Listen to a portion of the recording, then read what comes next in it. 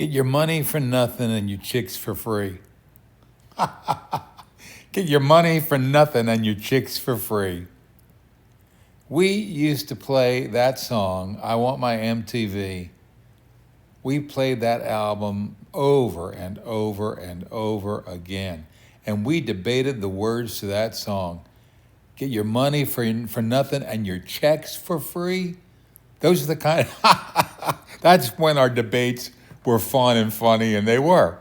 I mean, they always kind of were anyway, but it's just so funny. Get your money for nothing and your checks for free.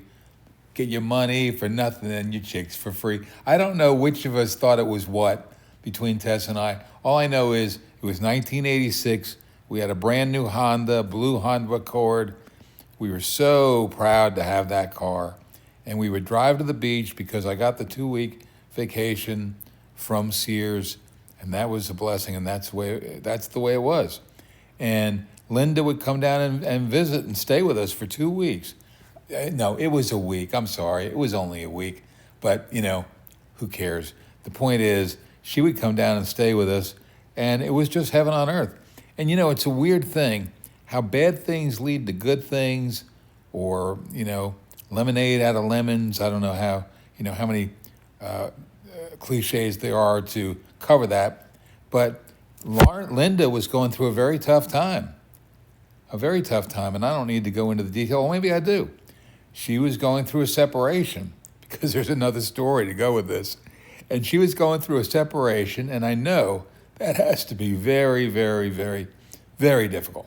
And she had her little baby girl, Dara, and I had our baby girl, Lauren and Eric, and we would get down there, and she would meet and stay with us. This was truly a family reunion. Without the bad things going on, by that I mean without the separation, this probably never would have happened. And for that reason, we probably never would have had these memories of being together at the beach. And so, you don't know it at the time. I mean, you don't say, oh, good, I'm glad something bad's happening, because that means there's going to be a silver lining. And, oh, I can't wait for the silver lining and see what that is. I mean, maybe you can keep a positive attitude to get through stuff. That's true. But anyway, sticking with the point, we're listening to Dire Straits, Brothers in Arms. That was the name of the album. Now I'm hooked completely on Sultans of Swing, which was not on that album. But Get Your Money for Nothing, The Walk of Life. No, The Walk of Life is a different song. So even that was a third big hit. So it is amazing how music kind of is the roadmap for your life, the soundtrack for your life. It's very true. It's very time-related, time-oriented, and it kind of plays in the background of those memories. And the reason I brought it up right now is because I don't know how or why I stumbled on this on YouTube. I guess because it feeds me things I like. But anyway, it was Mark Knopfler playing with Sting and with Eric Clapton. And Sting was Tess's other love in life, musical love in life. And I guess seeing them together and just thinking about Tess and thinking about us, it just brought a tear to my eye, It's one of those sentimental journeys that suddenly you're on it. It's just an amazing thing, how grief, missing somebody, grieving for somebody, it just comes and goes in little phases, little bits here and there. And, I named this blog Suddenly Single, and that's what it's about. And this is one of those things. There are people around me who are mourning the loss of their spouse, and they're truly, truly mourning and seem to be depressed and sad. And, I understand that, and I sympathize with that, empathize with that. But I guess I'm lucky in a lot of ways where what my experiences have been so far is kind of little sentimental journeys where I'm sad, I feel sad, I feel emotionally moved, let's put it this way. And yeah, I miss her, I miss us, I miss what we had, but I'm not, I don't know, and why do you even say it? I'm not depressed. I feel kind of blessed in a way to be able to have these memories and to be able to look back with fondness about, of those times. And yet, when I do, yes, it can bring a tear to your eye. But Tess loved certain music, loved music in general in some ways, but certain things she didn't like. And I think she would make kind of a goal line stand over it. She didn't like the Beatles, and since everybody in our circle loved the Beatles, she just kind of took a position. I don't like the Beatles. I don't want to listen to Beatles. And in a way, she's right. There are musical groups that are much more talented than the Beatles. Not they're musically talented. Maybe they have better voices, better harmonies, better musicians, or whatever. I don't really need to go into that debate. I'm just saying she's not wrong. It's a personal taste as well. But Sting was one of her favorites, and so whatever she liked, I liked.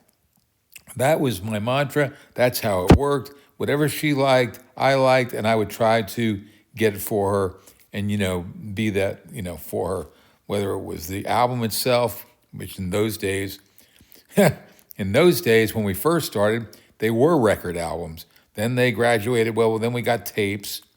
Then they graduated up to CDs, and that's when we thought we'd really, really made the big time. Now, because CDs were kind of less vulnerable to scratches and so forth. Well, now we stream everything. You can't scratch a stream. You just replay it over and over and over again. Of course, you don't get an album cover. You don't get the album notes or anything. It's all, now it's just down to the music. If you like that song, play that song. Where albums at least had personality, and they had a physical, tangible aspect that, you could keep them in your living room, keep them in your collection, look at them once in a while. And, there was more of a connection, I think.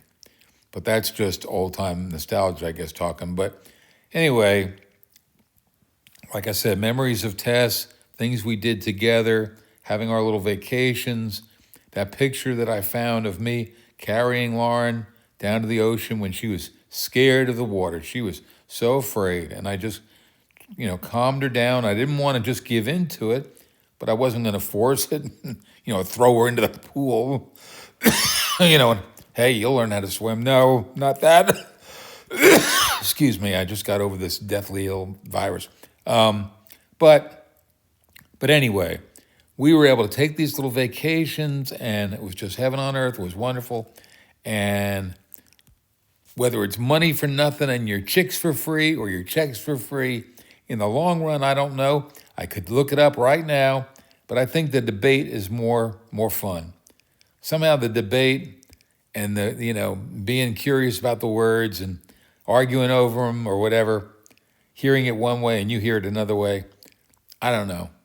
That's what makes life interesting. So that's enough. We'll talk to you soon. Oh, I'm watching From Here to Eternity. And that's another thing I'm doing these days is I'm taking time to watch movies that I've heard about all my life, but never watched them, never saw them. And so now I'm taking time to do that. All right, so I'm going to get back to my movie and you get back to your life. Bye-bye for now.